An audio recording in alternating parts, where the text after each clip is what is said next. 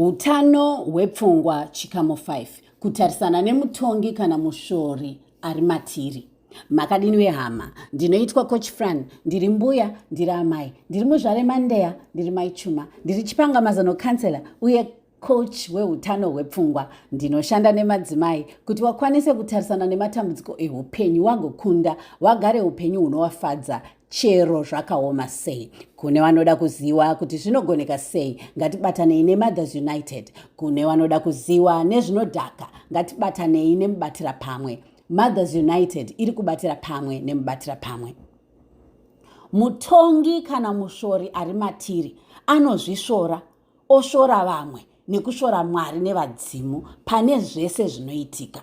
Ndiri dofo, ndine chinono, idofo, imbwa yemunhu, imboko, Mwari andiseka. Munombozvishorawo kana kushora vamwe here? Kana muchizviita, ziyai kuti hamusi mega. Mushori kana mutongi ndiye anokonzera hasha, kusuwa, kukungura, kunyara nekusagadzikana mupfungwa nemumwoyo matiri nevamwe. Tofamba takapfeka mweya unorema pese patinenge tiri, panenge pachitodzudza. Mutsika dzedu mune zvituko zvakaita sekusviba kunenge tsubvu, kutsvuka kunenge domasi ratsvira mupoto. Izvi zvinhu zvataiseka tichiti tiri kutamba, asi nhasi ndinoda kuti tidzamise pfungwa tione kuti mashoko iwaya anobata sei pamwoyo wamwe vanhu. Kana tichiti kutamba, kutambai kunorwadza vamwe. Tikatarisa chitendero chechiKristu, Bhaibheri rinotidzidzisa kuti rurimi moto. Mashoko edu anoputsa kana kuvaka.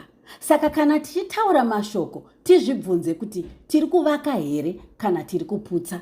Mazuva ano esocial media, mashoko anoputsa ndiwo anenge anoita kuti munhu ave nechaunga chinomutevera. Tinofarira kunzwa zvituko kana kuteera vari kutukana, kubvisana hunhu pachena.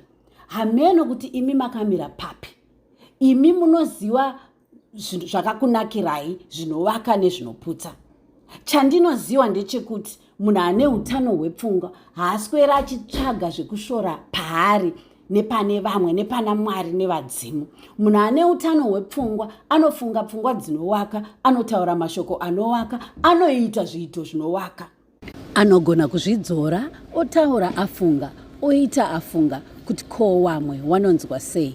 Tese tine mushori nevabatsiri vevashori vari matiri, ndiwo umunhu wacho. Asi zvii zvatingaite kuti mushori kana mutongi asave ndiye anotonga pfungwa dzedu, tive nehutano hwepfungwa? Chekutanga, kubata mushori, pfungwa dzeutongi todziganhura. Chechipiri, vakuru vaitipfunda mvura vairayira kuti tisarudze kunyarara kana tisina zvakanaka zvekutaura, ngatipfundei mvura.